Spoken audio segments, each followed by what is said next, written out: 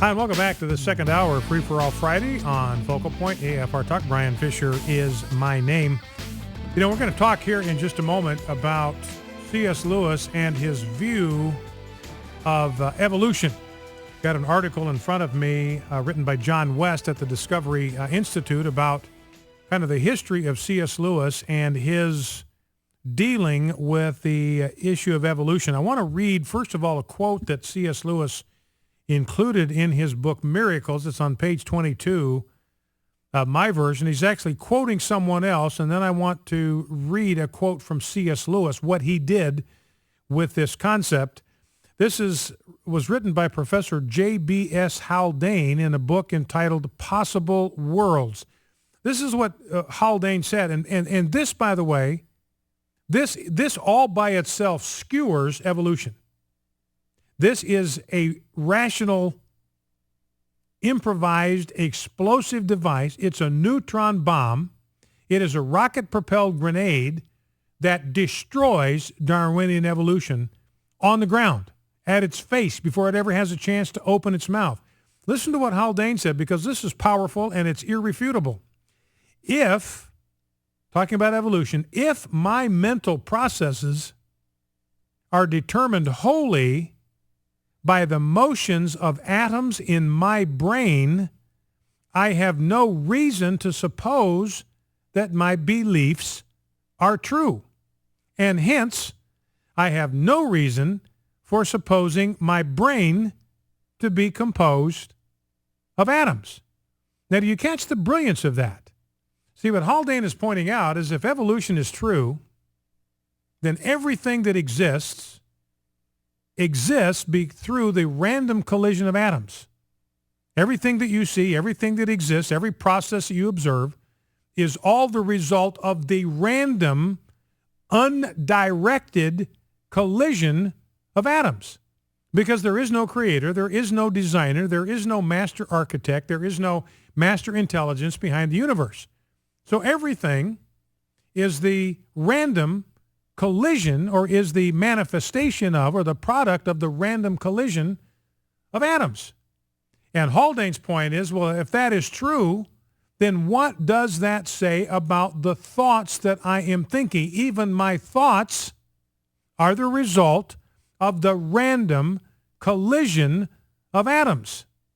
If my thoughts are the product of the random collision of atoms, then I have absolutely no reason to think that any of them are true.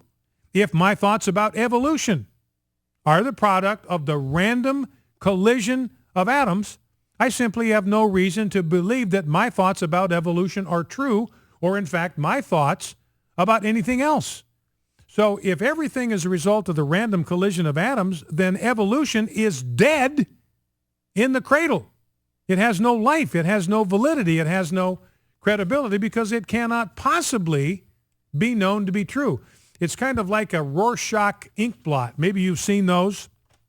You know what a Rorschach ink blot is? They put a drop of ink on a paper, then they fold it in two, and as the two halves of the paper come together, that ink is kind of dispersed over the surface of the paper, and you open it up, and you get a symmetrical image. But every single image is different than any other image. It's a random thing. And then some psychiatrists ask you to look at it and tell you whether you see a dolphin or a butterfly or an elephant or whatever. And then they do some kind of psychoanalysis based on what you see in this Rorschach ink blot. But the whole point is the image that is produced is totally random. And it would be like asking somebody, okay, which is the true Rorschach ink blot? Which Rorschach ink blot is the true Rorschach ink blot? You say, well, that's a silly question. There is no true Rorschach ink blot. They simply exist. There's no one that is truer than another. They just simply are, because they are the result of random, non-directed processes. Now, here's what C.S. Lewis said. By the way, we've got a battle right now in Texas over the teaching of evolution in textbooks. You've got some conservatives on the Texas Board of Education. They said, look, if we're going to have biology textbooks in our schools, they at least ought to tell the truth about science. And they have recognized that there are any number of just flat-out biological errors in these science books because they promote an evolutionary point of view. And it's not that they promote an evolutionary point of view. It's that what they assert about biology and genetics is just wrong. There are scientific errors that are in these textbooks. And they're saying, look, we should not be peddling scientific nonsense, scientific error to our students. There's a battle right now over some of the assertions in these biological textbooks in Texas. Now, here is what C.S. Lewis says about evolution and intelligent design. If the solar system was brought about by an accidental collision, then the appearance of organic life on this planet was also an accident, and the whole evolution of man was an accident too. If so, then all our present thoughts are mere accidents, the accidental byproduct of the movement of atoms. And this holds for the thoughts of the materialists and astronomers as well as for anyone else's. But if their thoughts, that is, of materialism and astronomy, are merely accidental byproducts, why should we believe them to be true? I see no reason for believing that one accident should be able to give me a correct account of all the other accidents.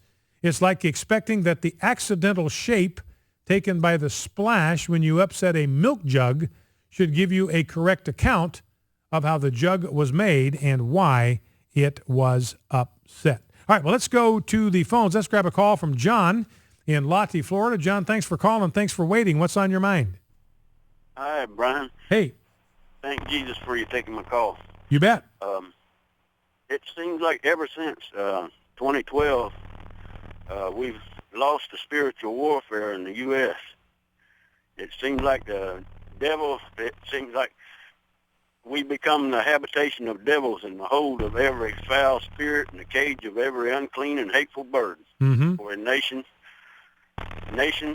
have turned to spiritual fornication, or that means worship of devils and committing whoredoms with idols like Oholabah and Aholah back in Ezekiel. Yeah. And in 2 Thessalonians, the second chapter, it talks about how these people, when they get up there in Congress and they get to thinking that they're above all gods, just like in Babylon, when that king of Babylon, he got to thinking that he had made all this. You know, y'all didn't build that. Yeah. Yeah, and he wound up eating grass like an animal. So, all right, John, listen, I appreciate the call. You know, and C.S. Lewis at one point, talking about the same thing that John was talking about arrogance and ego and how it trips it up. You know, and C.S. Lewis said at one point, I'm paraphrasing here because he said it more eloquently than I can, but, you know, if you are looking down, you cannot see anything above you. As a rebuke of haughtiness and human pride, if we are looking down on people, thinking we're a superior above them, we cannot see anything, including God, above us.